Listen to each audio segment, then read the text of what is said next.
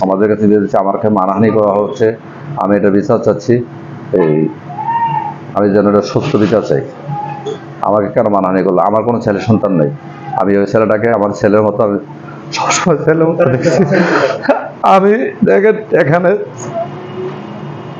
ওর জরিমানা করলে 20 কোটি টাকা জরিমানা করার কথা। আমি শুধু বলছি যে আমার জরিমানা দরকার নেই, শুধু তুই যে টাকা নিচ্ছ এই টাকাটা দিয়ে দে, তাদেরকে আমি মানিয়ে নিচ্ছি। আসসালামু আলাইকুম।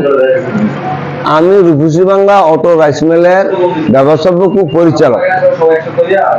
আমার এই প্রতিষ্ঠানটা পরিচালনা করার জন্য আমরা এই যারা শেয়ার হোল্ডার তাদেরই পরিচালনা করি।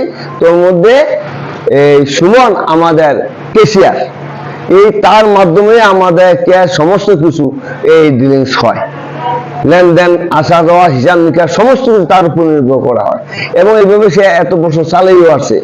এর আগে যদি টুকটাক কিছু করে থাকে এটা আমাদের দৃষ্টিগোচর হয় নাই, কিন্তু এই বছরের হালকা আগে দেয়া 2-2.5 মাসের মধ্যে সে খুব বড় ধরনের অনিয়ম করে আমাদের টাকা পয়সা সে আত্মসাৎ করছে।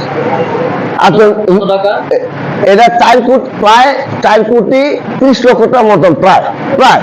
কিন্তু আমরা এখানে এই টাকাটা জানার পরে আমরা তার উপর একটা সাব্যস্ত করছে, এই আমরা পরিষদ মন্ডলী যারা ছিলাম তার উপর কার্যকর হয়েছে 2 কোটি 30 লাখ টাকা, যে এই টাকাটা আমাদেরকে দিয়ে দেওয়ার কথা বলছে, ফেরত দিয়ে দিবে।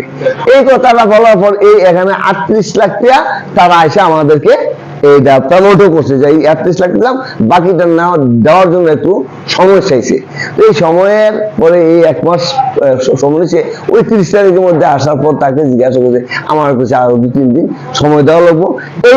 এই সুবাদে যখন সে আর টাকা দেয় না, তো আমরা তার কাছে টাকা চাওয়াতে তো তারা আমাদের শেয়ার হোল্ডার, অন্যান্য শেয়ার হোল্ডারের উপর ক্ষিপ্ত হইয়া তার একটা অগ্যারেজ করাইয়া তারপরে সে আমাদের একটা মামলা করার জন্য সেই ব্যবস্থা সে নিছে।